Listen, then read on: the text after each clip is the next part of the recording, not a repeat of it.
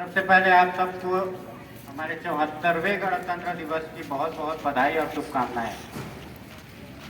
आप सबको पता है कि हमारे देश का लोकतंत्र सबसे बड़ा लोकतंत्र है। हमारे देश का संविधान कैसे बना, कैसे देश में लागू हुआ, ये आप सबको पता होगा। फिर भी मैं एक छोटे से कहानी के जरिए आप लोगों को एक चीज बताना चाहता हूँ कि देश को संविधान की क्यों आवश्यकता हुई। पुराने जमाने में एक सब पता है कि गुरुकुल हुआ करते थे। वहाँ एक बच्चे वहाँ रह के पढ़ाई किया करते थे, तो वहाँ ऋषि मुनि लोग बच्चों को पढ़ाते थे, वहीं रह के शिक्षा दीक्षा दिया करते थे। वही एक विद्यार्थी था धनुजय नाम का। वो बहुत ही चतुर था, चालाक था, हिष्ट पुष्ट था, पढ़ने में बहुत तेज था, लेकिन उसके जीवन में अनुशासन नाम का कोई चीज नहीं था। हमेशा दूसरे बच्चों को परेशान करता था, उद्दंड करता था।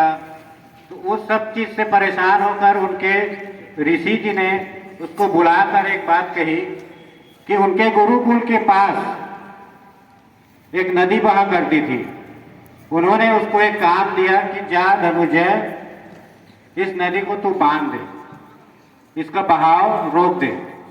वो तो था ही होशियार और अपने आप को बहुत बलशाली समझता था।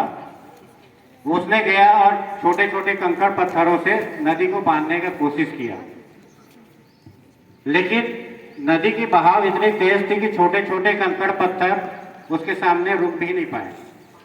फिर उसने किया कि बड़े बड़े पत्थरों को, बहाव को रोकने के लिए बड़े बड़े पत्थरों का एक रास्ता बना दिया। बड़े बड़े पत्थरों को नदी के सामने ला के रख दिया और रात को आराम से जाके सो गया। सुबह जब उठता है तो पूरे गुरुकुल में अफरा तफरी मची रहती है। सभी इधर उधर भाग रहे होते हैं। क्यों? क्योंकि उस नदी का पानी गुरुकुल में ही घुस गया था।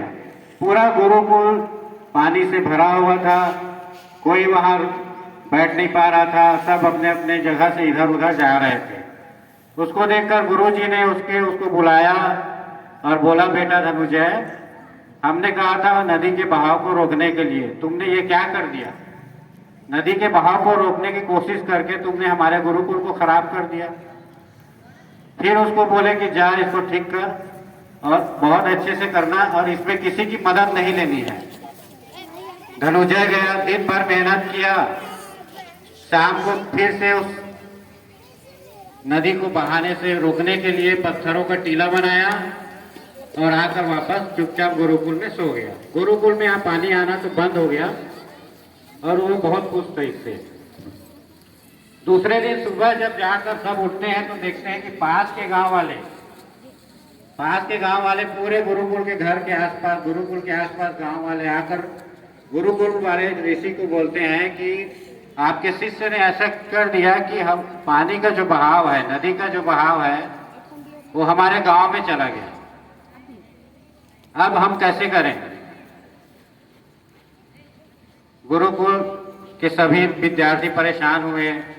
गुरुजी खुश थे, गुरुजी को पता था कि क्या हो रहा है करके। उन्होंने धनुजय को बुलाया, सभी बच्चों को बुलाया सामने और बताया कि देखो, हमारे जीवन में अनुशासन ही सबसे महत्वपूर्ण चीज होता है। नदी अपने अनुशासन के हिसाब से एक धारा में बहती है। अगर हम उसको रोकने की कोशिश करें तो वो कहीं भी जाती है और सब कुछ बर्बाद कर देती है। इसी अनुशासन को बनाए रखने के लिए जब हमारा देश 15 अगस्त 1947 को आजाद हुआ तो हमारे देश के महापुरुषों को जरूरत पड़ी, सोचे कि हमारे देश को कैसे चलाया जाए। हमारे देश को चलाने के लिए अनुशासन की जरूरत है, नीति नियम की जरूरत है।